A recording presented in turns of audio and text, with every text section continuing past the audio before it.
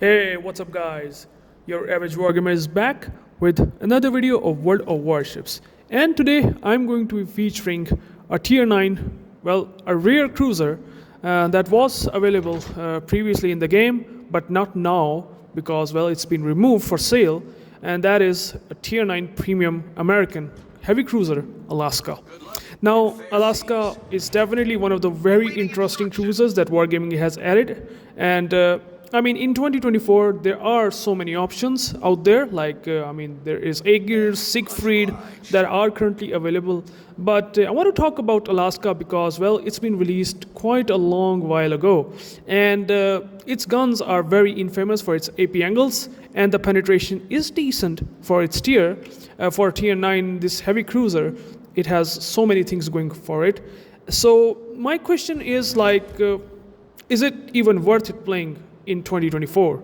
And here I am in Alaska. We're definitely going to show you that it is still really, really strong cruiser if played correctly, even though it has a lot of weaknesses.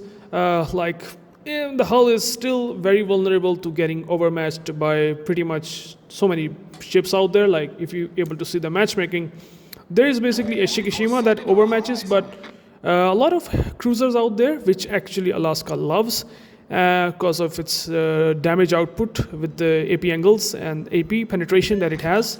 It does really, really good things. So Alaska, well, it has, as you can able to see, if you don't know, does have heels, does have radar, 10-kilometer radar, and also has hydro. And these all consumables basically help a lot in basically making Alaska a really, really strong heavy cruiser in contesting caps as well as taking on ships, even like battleships, very easily. Very decent HP pool of 60,800. It's still a really, really good ship. And you can able to see did some damage out there somehow. I just manages to get some torpedo protection hit, which is kind of unfortunate, but the guns are really not bad. They just hurt cruisers really, really hard, just like they usually do. And well, you will be able to clearly see in this game that whenever I take a shots on cruisers, you can deal very reliable, good damage.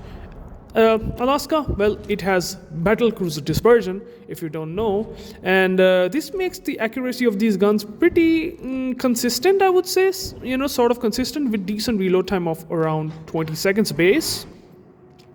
I obviously put a reload mod on the Alaska, and talking about the dispersion, you can able to see a bit of a dispersion here. It's pretty good overall. I don't have much issues with the dispersion here, but obviously the meta has changed quite a lot since it has been released, because there are so many strong ships out there that can actually deal against Alaska well. But if you play it correctly, you can still manage to get good results. And in this game, I think you will be able to see all the strengths and weaknesses all together to be able to figure it out whether you should play this ship if you have in the port or not. So Alaska, obviously, very good speed of around 33-34 knots, so it's not that bad. And obviously when you have broadsides like this Missouri out there, you can pump some good damage numbers. The thing is that if I get a good aim out there, that's very important. So did some damage out there, and Missouri obviously pushing too much hard, kind of overextended at the moment. But that's the thing. In Alaska, you just have to take on the ships that are just doing their things. But I was also realized that I should not push too much against Missouri since I'm gonna caught in crossfire, and that's really important thing that Alaska does have Citadel.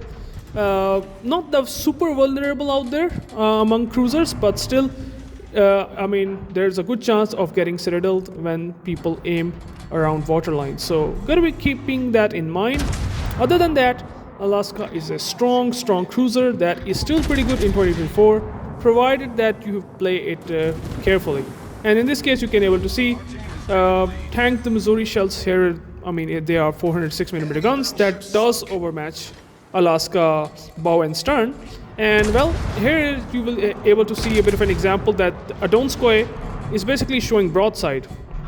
And then obviously, if someone broadsides, you can able to see I did around 14,000 damage to this guy.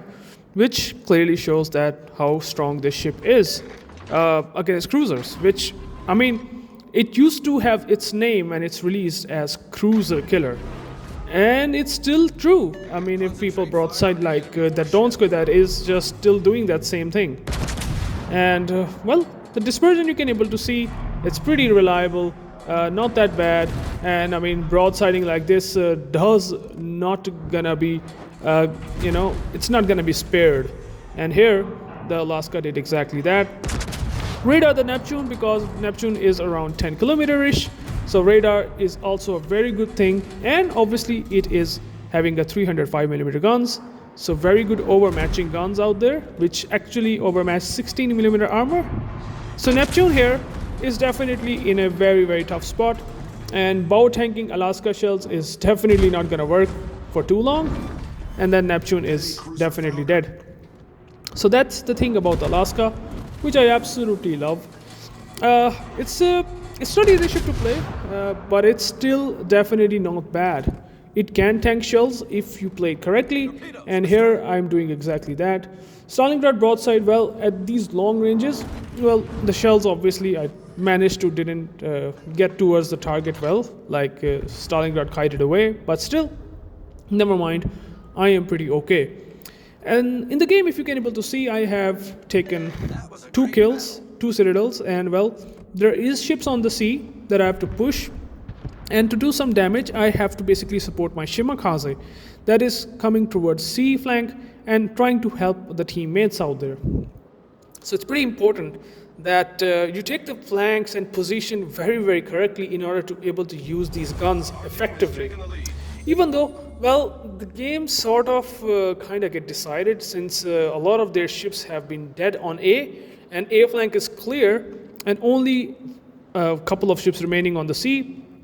So I decided, let's push towards the sea, because sea is kind of exposed at the moment. And then there is a Napoli that is kind of broadsiding me at the moment. So, I mean, in Alaska, any cruiser that the broadside, well, you can see the damage is pretty consistent. Even though I got 5 overpens, which kind of sucks. But yeah, the consistency of the guns is still sort of unrivaled. It's pretty good. Even though I didn't manage to get Citadel in the last salvo, I still get good damage. Here, I think the Napoli sort of get angled, and I got 3 non-pens. So I've got to be very, very careful again. And the Conqueror is also shooting at the same time. And yeah, got to tank not that much damage here, since Conqueror can overmatch my armor. On the other hand, I mean, if you're able to juke the shell somehow and turn in, just like I did here, I somehow managed to mitigate quite a bit of that damage. That Donskoy, who was broadsiding me all the time, well, he decided to basically push back, and I take a pot shot because, well, if he broadside again, well, there's a good chance that I can get another Citadel. At this point, at the moment, you can clearly see that the Stalingrad and Napoli, even though I'm spotted, Stalingrad still decided that he will broadside to me for some reason, and I don't understand why. He was angled quite a bit, but I think the Alaska IP angles can be very strong at this position and at this ranges. And well, just to be on the safe side, I just shoot on the superstructure or the upper belt of the armor, and you can see the penetration hits. Even angled Stalingrad taken penetration hits, because yeah, Alaska's superior AP angles are really, really good. And then once he's got super angle to me, I just aim at the superstructure, which Stalingrad does have quite a big, and kill the Stalingrad. So now I have killed the Stalingrad, and then there is a Donskoy that is basically again broadsiding. And well, somehow that was a bad shot, since, well, you can see the consistency. 8 shells out of 9. So I'm talking about Alaska that does really, really well in this regard. The consistency of the guns is pretty good. The AP angles, the AP penetration, all does favor Alaska very, very nicely. Obviously, the radar and heals are pretty good, even though it does have 60 seconds of fire duration. But still, you can able to pull off these sort of moves and able to do really nice. In this case, obviously, the game is about to end. Did 130k damage, which is very good for a tier 9 cruiser like Alaska. I mean, this is very, very nice. And you can see again that the dispersion that I'm getting on that Conqueror is very, very, very juicy. Even though my aim is certainly not. But yeah, Alaska is really good in even 2024. You will be able to see that tanking shells of Shikishima and Conqueror at close ranges is definitely not a good thing. Playing around middle, like mid ranges, like 12 kilometers to 15 kilometers, or maybe even 18 kilometers, is definitely a important thing to do, and that's where Alaska shines really well. And consistent guns. Battlecruiser dispersion, consistent guns 2.05 Sigma does really well.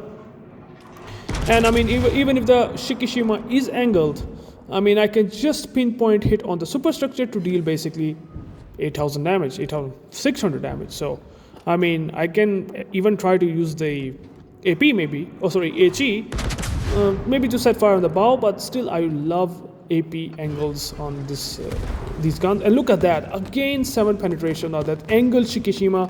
And well, guess what? You get a Confederate in Halsey that improves the reload time even hard. But well, the Conqueror somehow Conqueror managed to getting a citadel from the bow, which is basically like ouch. I was not expecting that at all. The reload time of the guns is so nice that it's like around 11 seconds, which is really nice to see. And that is really good thing about the Halsey. Halsey makes Alaska even better. Even though you can able to see that Shikishima is consistently dealing damage because of the overmatch, and Alaska, armor is just not good enough to tank really well. Unfortunately, Schlieffen taken down Shikishima with torpedoes, and I just didn't get my Kraken. But it was a really strong game. Alaska is really still a good ship, and you should try to take out in the battles if you have that ship in your port. Very fun ship to play still. The guns are really good, and you have seen in this game that how consistent these guns still are. Victory, 1 million credits, even with the green booster, the second tier booster that I have. So very good credit earner as well. Some free XP, 173k damage. You can able to see a lot of decent numbers out there. Penetration numbers are definitely higher. Over penetration is kind of a bit too much, but I think this is up to a bit of my aim issue. So keep that in mind. This is important that you aim sort of around the not on those areas where you will get overpens.